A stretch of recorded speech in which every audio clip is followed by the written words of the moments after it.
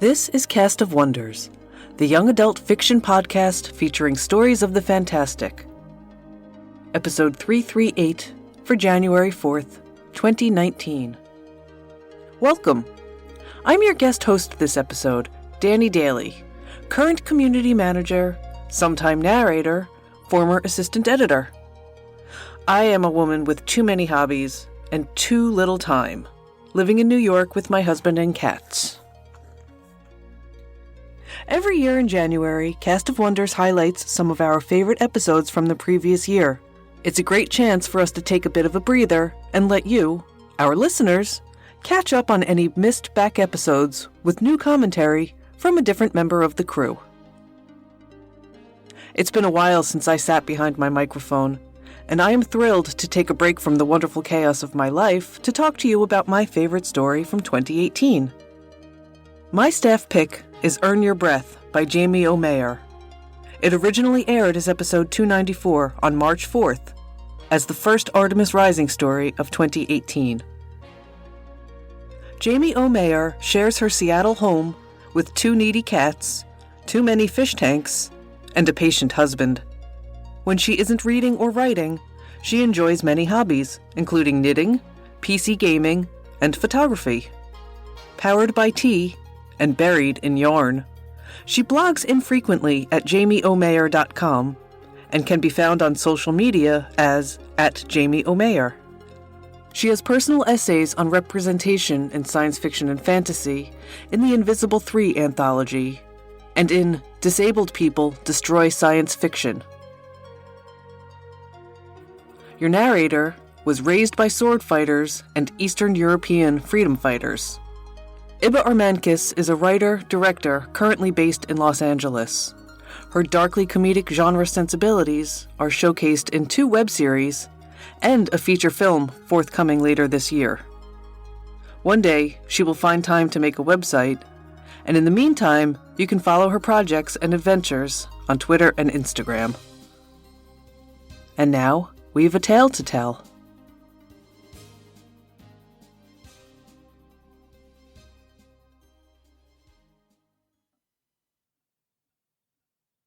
Earn Your Breath by Jamie O'Meara. Leith had fought the Snake Island Raiders for every summer since her 15th year, and had yet to taste defeat. She had dueled the boatmen of the North with their fish-belly white skin, and won the pair of metal knives envied by many a man in her village. Yet it was the sight of the latch on the cook shack door that filled her with dread. Greystone's village elders said fate could not be changed, and she would rather die than prove them right. But each passing day brought her 20th year closer, and her throat remained bare of a breath mark. No, she still had time. A few days, but while time remained, so too did hope. Leith shook her head, as much in defiance as to clear away her uncertainty. Squaring her shoulders, she marched to the cook shack door, a small parcel of food clutched in one hand. The shack was a hastily made addition tacked on to the village's cookhouse proper. The rough-cut planks joined at odd angles, providing meager protection from the elements. A slab of oak served as an ill-fitting door, its simple hook and latch installed at eye height, more to keep nosy children out than to keep the poor creature inside in. A plain lock that afforded peace, both to Greystone and the disgraced villager within, and it served as a reminder of the inescapable fate that befell any who disappointed Mother Breathless. A possible fate, but it wouldn't be Leith's. She lifted the latch and crept inside, pausing beside the door to allow her eyes to adjust to the dim light. A shriveled woman huddled in the far corner of the shack, a threadbare blanket hanging from her bony shoulders. Yella, the only villager who'd failed to earn their breathmark from Greystone's deity. The thick blue circle from the top of the throat to the collarbone, with a wavy line through the center, signaled Mother Breathless's decision that one had earned their place in the village, going from dependent child to providing adult. But instead of a breathmark, the beige skin on Yella's throat had sloughed off in large flakes, replaced by wrinkled gray flesh. Shunned by the village, she'd withdrawn from all contact. The once vibrant woman Leith remembered from her youth had slowly been reduced to the husk that sat before her as despair claimed Yella's spirit. Leith knelt behind Yella and offered the meat pie she'd brought, but the woman gave no sign of noticing. Tearing off a small piece, Leith placed it inside Yella's mouth as gently as she could. Yella chewed reflexively, but after a few pieces she choked and refused to eat more. Frustrated, Leith sat back on her heels. It wouldn't be that long now before the pitiful woman stopped eating entirely. Bile rose in her throat, followed by a rush of anger. How could Yella have given up so easily? Why didn't she fight? Will I? Leith's insides squirmed at the treacherous inner thought. Easy for her to be angry, but would she be any different when the time came? Her 20th year, the same age when Yella failed to earn her breath. The door creaked open and Ton, her childhood friend, slipped in. I thought I saw you go in here. Leith put the remaining food in Yella's palm before joining him near the door. Ton opened his mouth to speak, closed it, glanced at Yella, then back at Leith. The look was familiar and full of unspoken words she never wanted to hear again. Leith, he began, we will not. Why won't you let me help you? Do you want to end up like her? Ton jerked a thumb at Yella. We don't have to be bound to one another. I'm not offering because I want... It's not like that. The look on his face wrenched her heart. She'd been horrified and incensed by Turn when he suggested their pairing several days earlier. And she'd been afraid, the direness of her situation looming. Yet, as she looked into his eyes and saw his frustration on her behalf, the anger vanished. I just haven't become what she expects yet, Leith said. No woman will earn her breath while childless. May I die gasping? Ton quickly tapped his throat, his breathmark visible despite the meager light, in apology to the deity. You should have earned it by now. You haven't, and you won't. The elders don't know how. They don't know what it takes for men. But everyone knew for the women. Leith stared at him, mouth open but silent. Greystone couldn't afford to turn down a capable defender, but the warriors never welcomed her.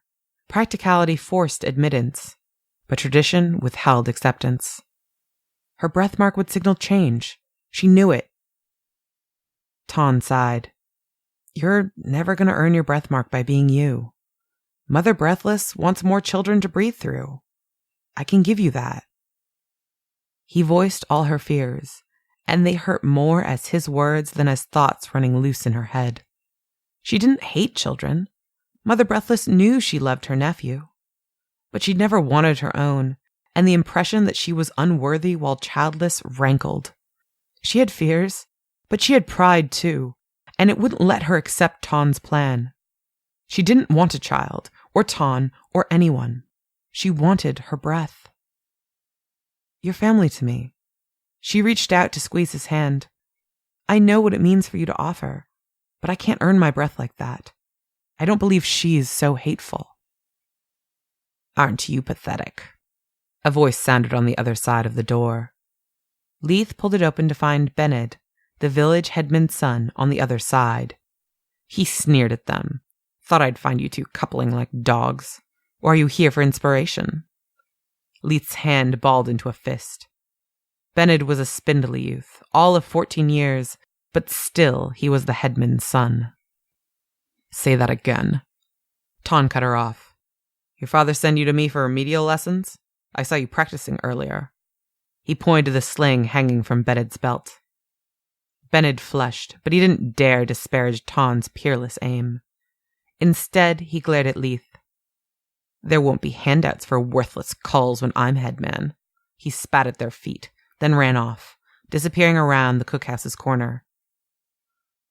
Auntie Leith! A boy called.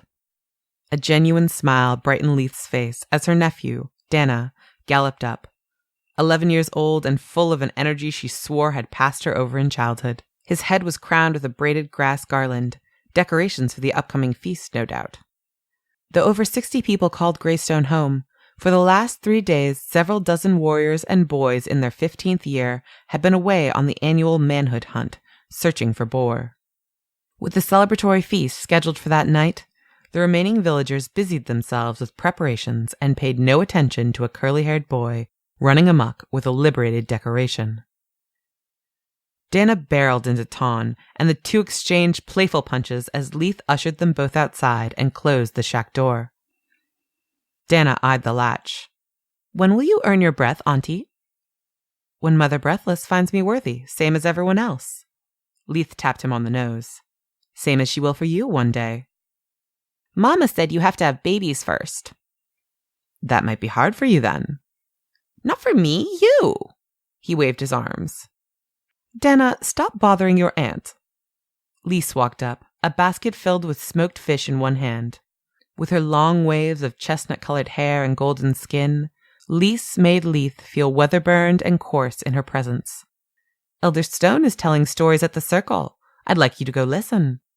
"Fine," Dana sighed. "Auntie, can we practice knife-throwing later?" Leith started to say yes, but Lisa's firm headshake cut her off. "We have the feast tonight." Dana opened his mouth to argue, but he saw the severity of his mother's eyes. He knew better than to engage. A grim smile formed on Leith's mouth. She should be so wise. "We'll get some throws in at dawn," she winked. Dana whooped in excitement and skipped away before his mother could counter. As her sister turned to face her, Leith instinctively tensed for a fight before catching herself. Muscles and reflexes never protected against a lecture from her older sibling. "I'll make sure he gets there," Ton said, before beating a hasty retreat. "Why are you doing this?" Lise could inject frost into words in a manner Lith longed to master.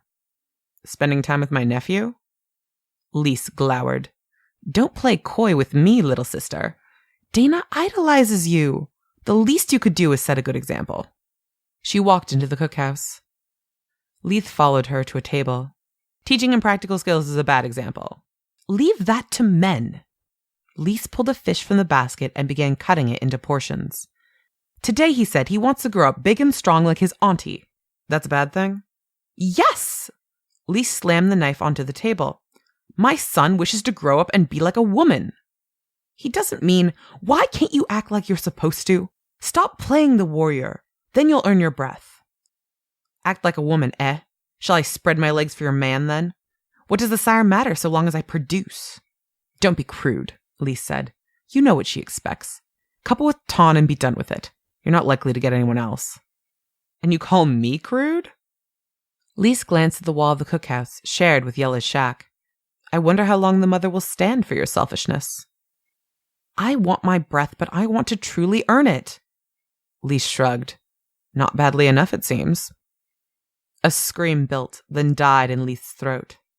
Anger solved nothing with her narrow-minded sister. "You're wrong." Leith stalked away, followed by her sister's disdainful laugh. Leith's arms trembled with pent-up anger, vicious remarks swirling unspoken in her head. How did Lise always win their verbal battles? She had a way of winding up the rage in Leith to the point where all smart retorts jammed together in an attempt to spill out, rendering her fuming but speechless. She followed the outer wall, using the storage shed at the back for cover, stopping when she reached the smaller gate and lone watchtower at the village's rear. The back of Greystone's valley opened out into a wide river, the gently rippling surface belying the swift currents beneath. With assaults from this end rare, the sole tower had fallen into disrepair, a lowly station to serve watch. Leith's eyebrows rose in surprise when she recognized the figure sitting in the tower. Facing the village, rather than the water, was Bened. Even privileged sons had to do chores. "Already on watch?" Bened's eyes flicked down to her before he sniffed and pointedly resumed looking elsewhere. "No task is too small for a headman." Leith swallowed her snort. "Your father must be proud." Bened would only be on watch in this dull post because Headman Karen did believe that a leader should set an example for his people. She suspected that when Bened became headman, the tower would go unmanned. "He is proud of all who do their part for the village. May Mother Breathless honor those who share her values." Bened didn't bother to cover his scorn. "I look forward to bathing in her honor then." Leith snapped back. She turned and headed for the shoreline. Shouting in the distance ground her to a halt before she'd reached the water's edge. The shouts mingled with screams. A child's shriek, high-pitched and terrified, sent her racing back. These were not the excited cries she'd expected to herald the return of the hunt. "What is it?" she called up to Benid. A breeze picked up, carrying to them the scent of smoke. "Raiders, with fire." Benid rushed to the tower's ladder and jumped down 2 rungs at a time. "There must be 20 of them at the front gate." Leith's skin had prickled all over at the mention of their murderous island neighbors bearing flames, but she caught Benid by the arm before he could run past. "You're on watch." He tried to shrug out of her grip, eyes narrowing first in surprise, then in embarrassment-fueled anger when she held fast. "You have a duty to watch this post. They could be attacking on 2 fronts. Lilith kept her tone as calm and non-accusatory as she could muster. "Ugly sow," Benid hissed, freeing himself and swinging at her face. She stepped back, letting his fist glide past her nose. She raised her hands in a placating manner. "Benid, I am the headman's son. My village is under attack, and you want me to sit here?" He ran past her. "Watch it yourself." She stared after him. The screams and clamor of fighting jolted Leith into action. She shook her head, both at Benid's folly and her own lapse in focus, then went to the watchtower's ladder and clambered up. No task too small indeed. "Leith!" She looked down to see Ton running towards her, using the wall for cover. He bled from a small cut to his shoulder, but otherwise looked unarmed. "Help protect the gate!" Her eyes returned to scanning the water. The raiders from Snake Island had once tried paddling down the shoreline, and though she longed to join the main fight, she wouldn't be caught unaware. "They need you more than me." Ton stopped at the foot of the tower to catch his breath. Leith's eyes lingered on a dead tree floating down the river. She leaned forward, squinting to get a better view. Realization caused her hands to break out into a cold sweat. "I think we're both where we need to be." They changed places, and as the sharpest eyes in the village, Ton quickly confirmed her suspicions. "It's moving against the current," he said, alarm causing his voice to rise. "I see hands." Being right and making Benid look the fool quickly lost its glow. Common sense and some tactics meant nothing to a dead person. Leith walked forward, situating herself between the tower and the river's edge. The log inched closer. "Leith!" Ton called. She ignored him. Faces with slit nostrils, reminiscent of snakes, features gifted by their own deity, broke the surface, spitting aside the hollow reeds the raiders had used to breathe. Their eerie yellow eyes brightened at the sight of the 2 lonely defenders, and their leaders smiled hungrily. 6 men. She heard Ton blowing the distress signal on the watchtower's horn, and thought she heard an answering call. Or was it hopeful imagination? From the sounds of the battle raging behind her, only a fool would depend upon the warriors making a fortuitous return. She hadn't survived the first 5 years of raids by being foolish. "Leith, get up here!" She shook her head.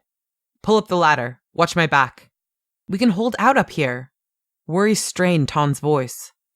She couldn't have that. Leith glanced back and gave him a thin smile. "You're the best sling in the whole village. I've got the ground, you watch my back." She spoke calmly, words delivered in a manner that brooked no argument. Ton's eyes closed, then opened after a pause, not so much a blink as a gathering of wits. He picked up his sling and gave it an experimental twirl. Leith faced the water. The raiders swam close, their feet straining to reach the bottom. "I don't need to win," she thought, her hands settling on the prized knives sheathed at her waist. "Only endure." Her palms embraced their handles with the familiarity of old friends. One to skin, another to bone. Fair tools for a bloodletting day. The last traces of nervousness faded, replaced by a warm, gentle pressure that enveloped her, dimming the sounds of fighting. She was apart from it, the steady beating of her heart both a sensation and a sound in her ears. Leith stepped back into a fighting stance with poise born from hours of practice and passion. The raiders swaggered ashore, pulling their weapons from the snakeskin wrappings they called clothing. She could sense their overconfidence, all quick judgment and presumptions based on her looks. It had been months since the last attack. How quickly they forgot her. Then again, tales struggled home when there were no survivors. 5 fanned out into a tight semicircle, leaving the last digging within the branches of the log. Leith left him for Ton and his sling, focusing instead on the men approaching her. One raider on her left had a boatman's spear of polished wood, capped by a metal blade. She gave him a predatory smile of her own. Leg muscles tightening as her knees bent, she gathered herself. The energy released at a whisper of asking, and Leith shot forward to meet the raider.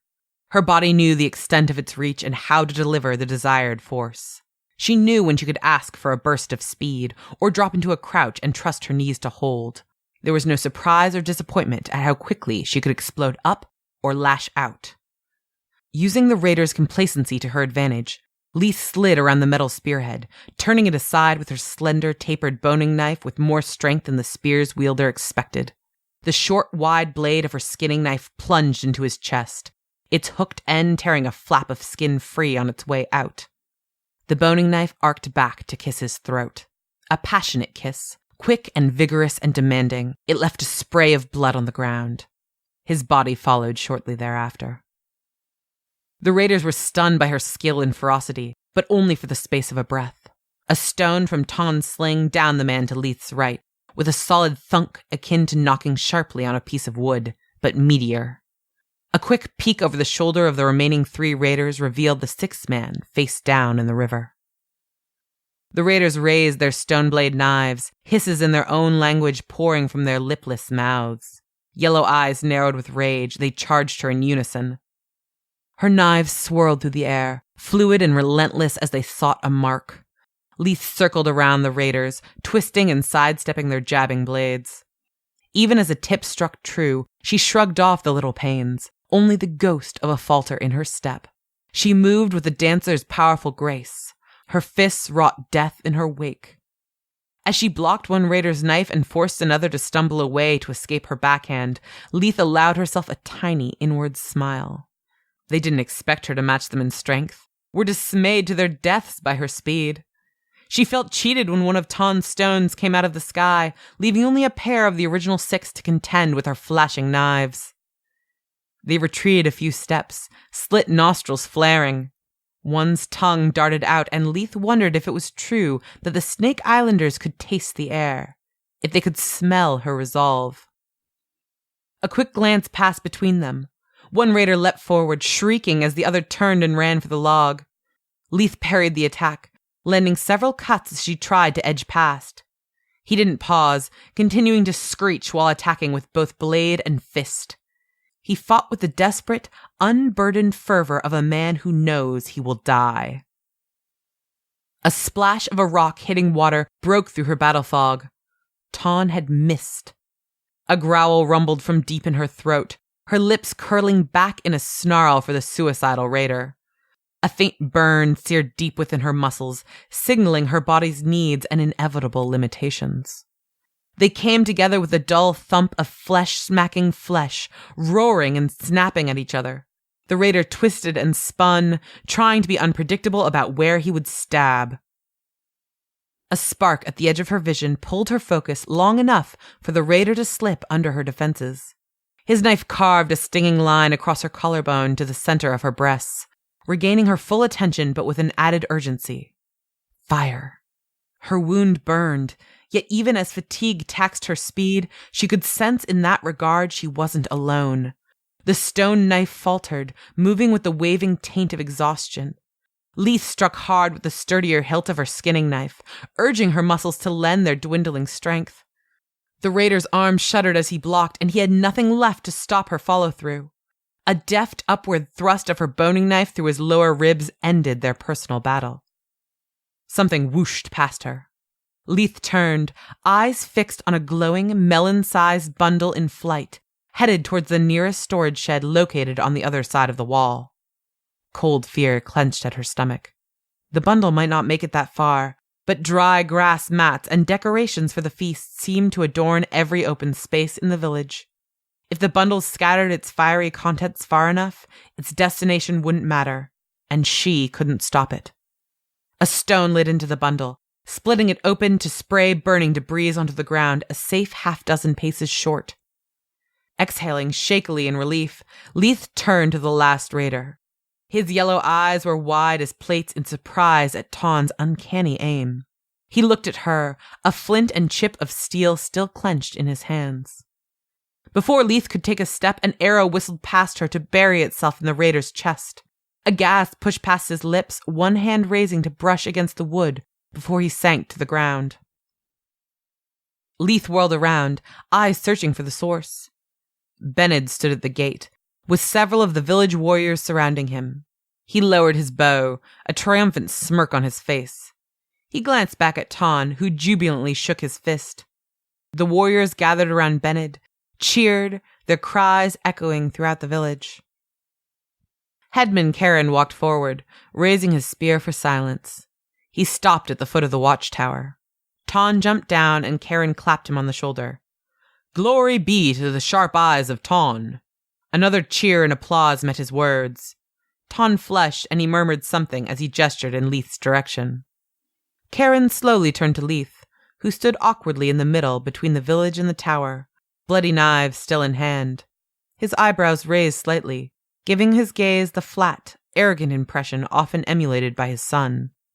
Praise also to Leith for recognizing her duty to aid the warriors. A scattering of hesitant applause. Glory be to my son, whose arrow saved us from ruin. Karen walked back to the gate, voice returning to its thunderous tone. Greystone erupted with cheers, fists pumping the air as the villagers expressed their joy for a suitable subject. Leith pressed her tunic against the bleeding slash on her chest, fighting the urge to spit. Ton hurried to her side, shrugging helplessly in answer to her look. Bened raised one hand for silence. His mouth opened, a word starting to form when his back arched. His head tipped back to bare his throat. No. The breath mark bloomed across his exposed flesh. The circle traced around the knob on his throat, then a darker wavy line dashed through its center. Bened straightened, mouth open and panting as if he had come back from a sprint. His fingers caressed his throat. He leapt into the air and screamed, a scream of triumph and vindication and even a hint of relief. It was a sound Leith dreamt of making. A wave of numbness washed over her, and she threw herself into its deadening embrace. She shut her eyes as the villagers cheered, and Karen raised his son's arm in the air. "Where is mine? How do I still disappoint you?" There was no answer. Leith recoiled from the comforting hand Ton offered. Sheathing her knives, she started walking, not caring the direction so long as it was away. Her name crackled across the air. She didn't stop, but Bened soon overtook her. "Come and celebrate the earning of my breath." Her eyes leapt to the blue mark on his throat, and her lips curled back into a soundless snarl. In the span of a quick breath, realization struck. No, she was not like Yella. There was no despair in her heart, for she no longer desired a mark of her own. But she would fight for what Yella had once been, against the village and Mother Breathless and the mindset that a woman's breath meant only one thing. Never. Bened seized her by the arm. "You." Leith swept her left leg out, knocking him off balance. Her palm slammed into his chest. Bened fell unceremoniously to the ground. He stared up at her, mouth flapping like a surprised fish. The village went deathly silent. She palmed her boning knife and advanced a step, noting how Bened and the crowd alike cringed. Leith smiled, finally a bit of respect. She sneered, letting her hand dawdle as she sheathed the knife. "May you die gasping, breathless," Leith thought. Her breath caught in her throat, a splutter escaping her lips as the flesh of her neck went ice cold. Ton rushed to her side, his fingers unsure on her arm. A feeling like an invisible hand clenching around her throat caused Leith to choke. She reached up to claw at the presence, but as suddenly it had come, the pressure building in her head and the iciness vanished. She tipped her head back and greedily inhaled. Horrified gasp drew her eyes to the two men. Bened regained his feet. "Mother Breathless curses you." He fled to the village. Ton remained, but he stood tensely, mouth agape. Cursed by Mother Breathless? Leith laughed with darkened glee at the look of grief in her friend's eyes, knowing exactly what he would see. Mother Breathless had finally given her a mark. A black smear across her throat. That settled things. Leith squeezed Ton's hand in the only farewell she could bear. Then she turned to face the village, eyes questing after her nephew. He stood near the gate, Lisa's arms holding him tightly in place. Leith nodded at him before she walked away. She didn't have the words to explain this moment to a child, but perhaps one day. Ton hastened alongside her, but she wouldn't slow now, not even for him. Or her family, remember? A ghost of his impish smile returned. Leith smiled, her heart lifting. Then let's find a new one.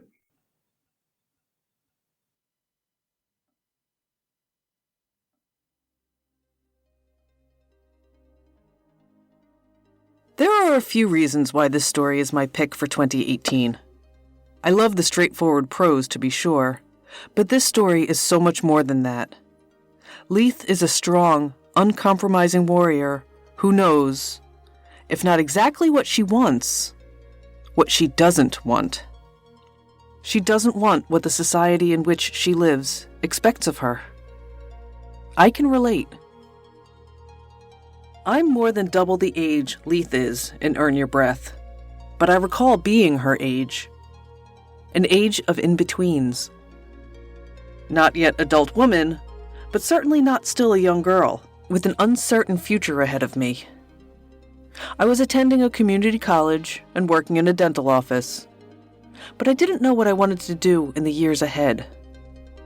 The one thing I was sure of, though, was that I did not want to be a mother. I hadn't been one to play with baby dolls as a young girl. I'd never even liked playing house. But it was expected of me. All girls grow up dreaming to be moms, right? Wrong. Not wanting children is oftentimes seen as a deficiency. Women who eschew pregnancy and motherhood are thought to be broken, or as monsters who hate children, which is often not true. Even our author felt she had to make a disclaimer that Leith didn't hate children. I do consider myself to be extremely lucky. I was supported in my choice to remain child-free by my family, and I was fortunate to meet and fall in love with a like-minded partner.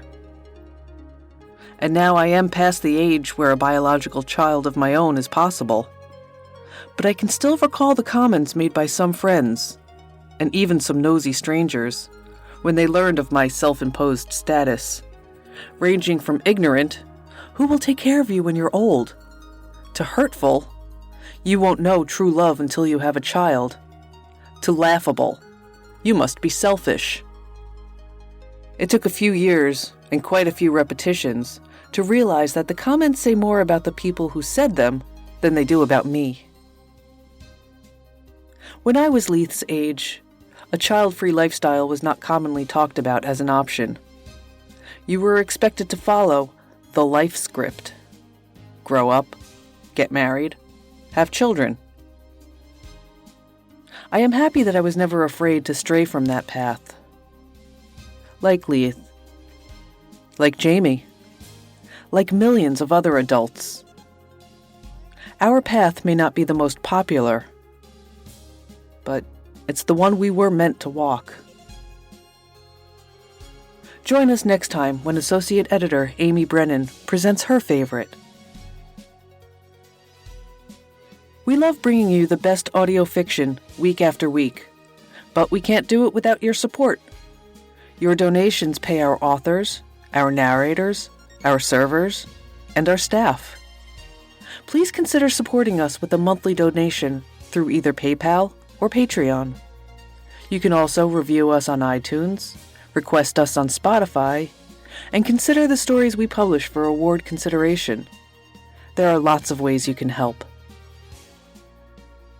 Join the discussion on the EA Forum, forum.escapeartists.net, or visit us on Twitter, @Cast of Wonders. Come say hello.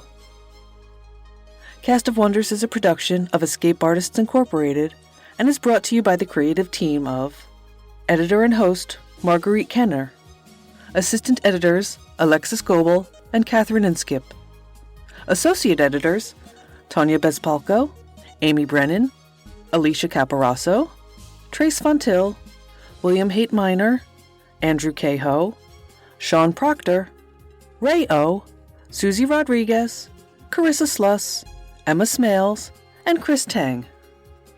Our audio producer is Jeremy Carter.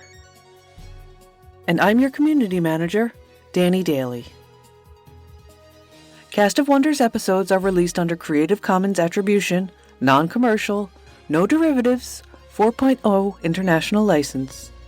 You can share the episode, but you can't change it or sell it. Our theme music is Appeal to Heavens by Alexei Nov, available from Promo DJ or his Facebook page. Thanks for listening.